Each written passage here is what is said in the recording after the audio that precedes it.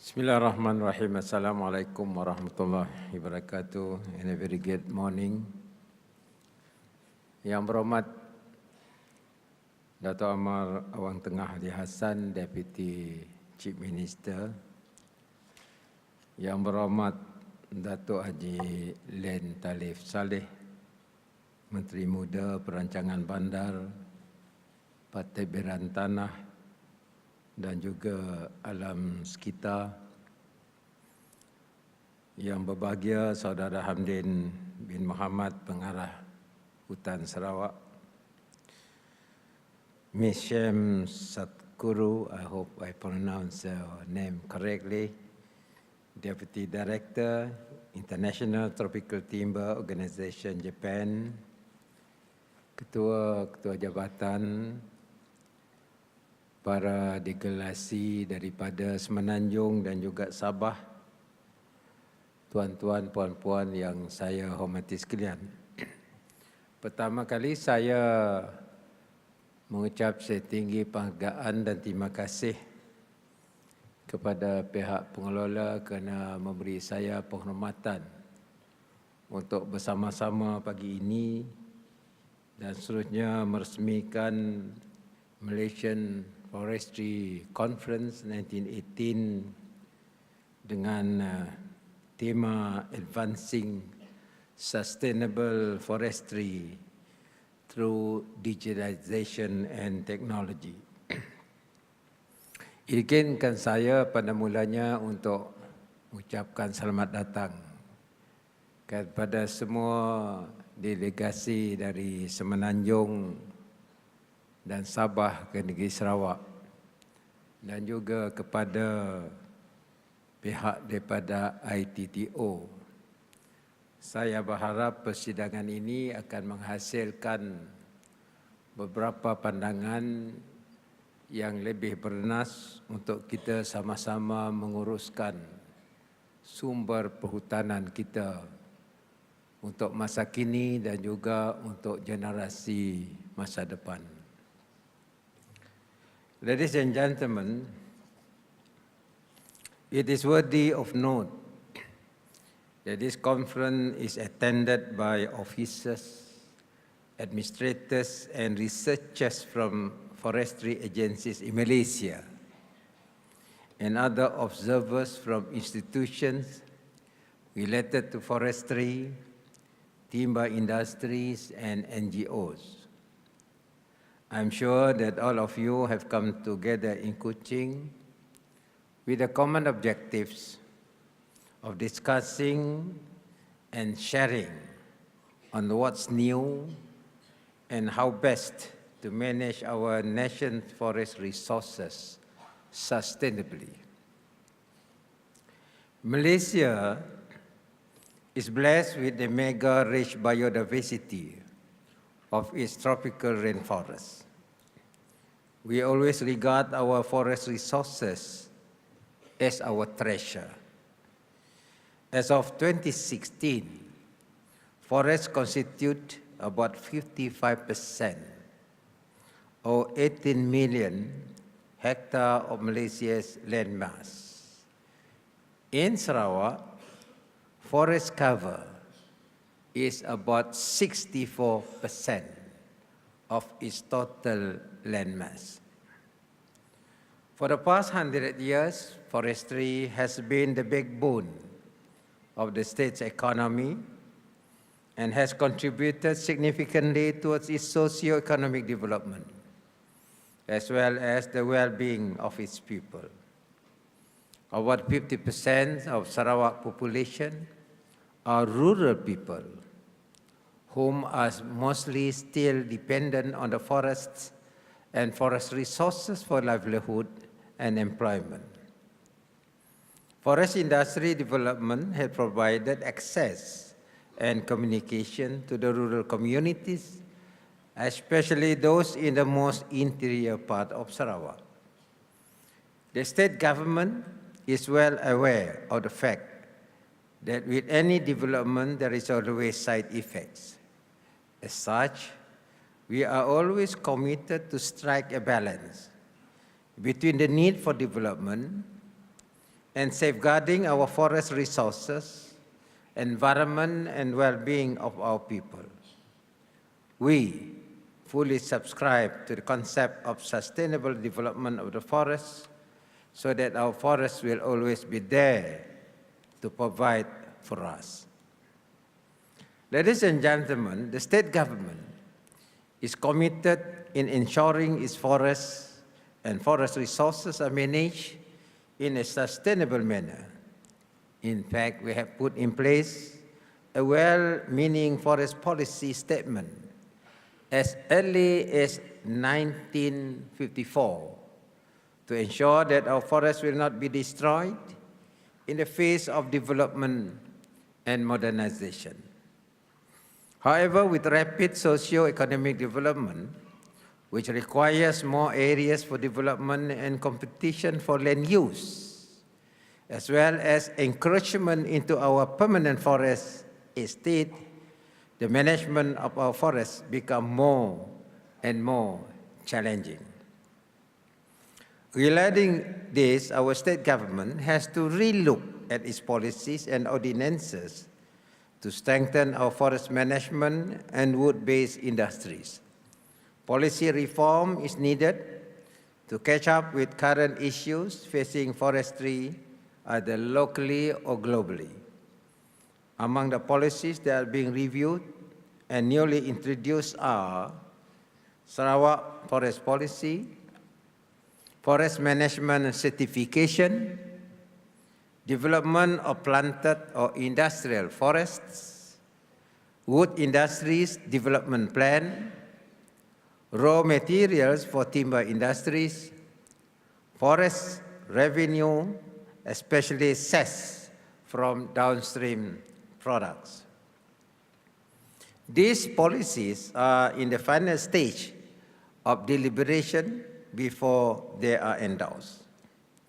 In line with our policy reform, the state government has made it mandatory for all long-term forest timber licenses to obtain forest management certification by the year 2022. That is another 4 years. In the past, FMC was merely on voluntary basis. With growing local and global concern on environmental issues, forest management certification has become the main requirement for buyers to ensure that timber and timber products come from sustainable managed forests. It is also has become the key interest for environment and social-based non-governmental organizations. We acknowledge that in the beginning of this journey, shortcomings and challenges are inevitable, especially on the capacity of both implementing agencies and timber industry. Nevertheless, we believe that with strong cooperation and collaboration from all relevant ministries and agencies, timber industries, NGOs, and local communities, a balance between environment, economy, and socio-economic development can be achieved. I would like to take this opportunity to congratulate 3 of our forest management units, FMU, namely Anap Muput FMU, for being able to maintain its certification, and Ravenscourt FMU and Kapit FMU, that is Forest Management Unit, for being certified recently. This is indeed an achievement. Not forgetting our Forest Plantation Management Unit, namely Segan, Lana, Masama, Penyuan, and Kejin Long Lama, for being certified Forest Management Plantation Certification. I hope that other FMUs would follow suit very soon. I am made to understand that Peninsular Malaysia and Sabah are well ahead of Sarawak in implementing the forest management certification. This is perhaps the area where collaboration among the forestry agencies in these three regions could be enhanced to further uplift Malaysia's image in forest management certification. I would like the private sector to respond to the government's initiative to get all our people in the forestry sector to have this certification. Once you got recognition, then the market will respond to you. And that is very important for the private sector, and therefore you must be committed to have this certification.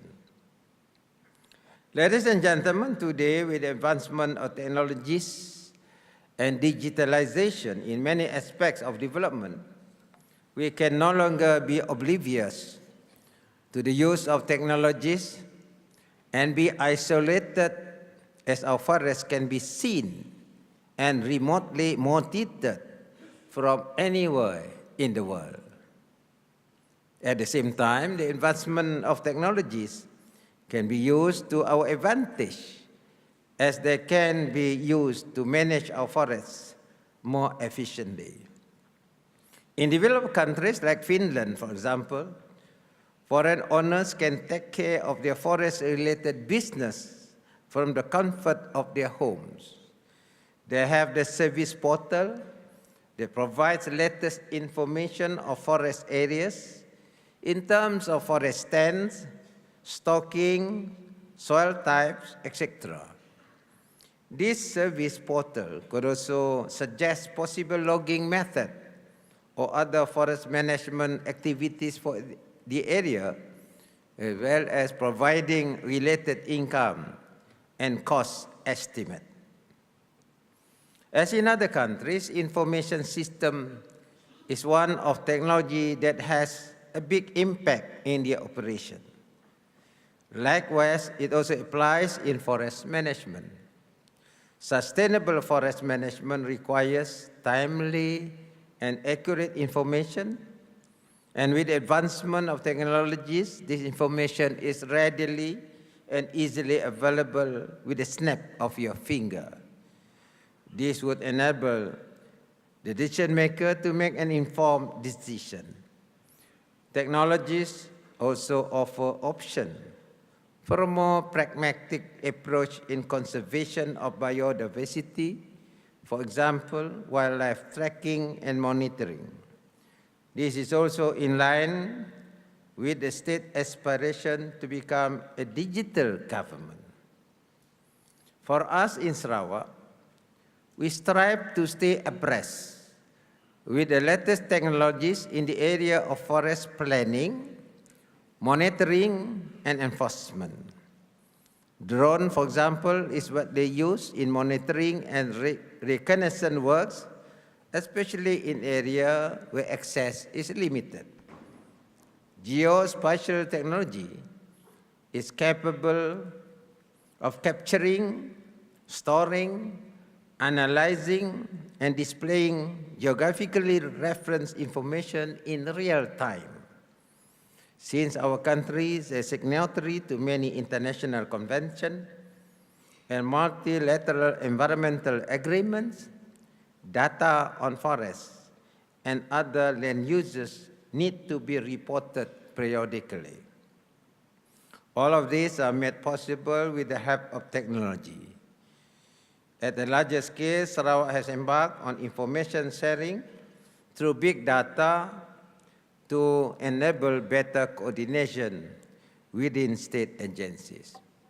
I would like to add here that it is the policy of state government to digitalize all our services and to have what we call big data in our storage system. Once we have all this information system, it can be retrieved, and this information can be a basis for planning as well to identify trends, particularly in the forest and timber industries. I would like at this stage to say thank you to ITTO for giving us certain guide in forest management in Sarawak. I was the Minister of Industrial Development in 1988, 89 up to the year 2000, and we have been working very closely with ITTO, particularly with Dato Frizaila. And this is the sort of collaboration we are working in order to get the scenario and analysis in terms of timber industry worldwide. And we are very fortunate that with that collaboration, we have a sustainable management of our forests, and we are committed to continue with that. Ladies and gentlemen, technology is important, and this instance, it will provide efficient monitoring system. And this system will enable us to really record what is installed, at the same time to enhance what also installed. Meaning, if you have forest estate, you know the volume of the timber stand, and also the amount of timber stand is depleted, and the amount has to be replanted. And this is the way how we manage our forests. For that matter, Sarawak is committed to enhance our digital infrastructure. Last year, we have announced we are putting aside 2 billion ringgit from state fund to upgrade our digital infrastructure, including the speed. While you have the devices, you don't have the speed, then you cannot get information in real time. And therefore, it is the commitment of the state government to enhance our digital infrastructure in the rural areas where there are a lot of forests. And this will be done in order to make sure that foresters can get and retrieve information in real time and therefore can be used for your planning purposes. Ladies and gentlemen, forest beyond timber. Beyond timber, others such as non-timber forest resources are very much underutilized. Non-timber forest resources play a key role in rural communities' livelihood and the local economy, though just as an informal sector of the economy. Non-timber forest resources such as ecotourism, carbon credit, and community-based forestry are some of the potential that should be explored as alternative source of income for the community and the state as a whole. Having said that, and with all the advancement of technology that is being used, now is secondary. If the integrity and sanctity of our forest is not sufficiently guarded. Therefore, this is where the focus and emphasis on research and development is vital. The existing platform, such as the Heart of Borneo initiative, could also be used to enhance collaboration, networking, and knowledge sharing. Our colleagues from Peninsular Malaysia could also share with us their experiences in implementing the Central Forest Spine project. Therefore, it is my fervent hope that the conference resolutions would capture various issues on research and development, technologies, and develop ideas on how we move forward as one to address challenges in forest management at the national, regional, and global levels, as well as for our future collaboration in forestry. Last but not least, for all those who come from afar, I wish you a pleasant stay in Sarawak and enjoy what Kuching has to offer. If you got time, also go to our forest reserve. With that, thank you very much, and I give great pleasure to officially declare open the 18th Malaysian Forestry Conference 2018, Kuching, Sarawak. Thank you very much and have a good deliberation.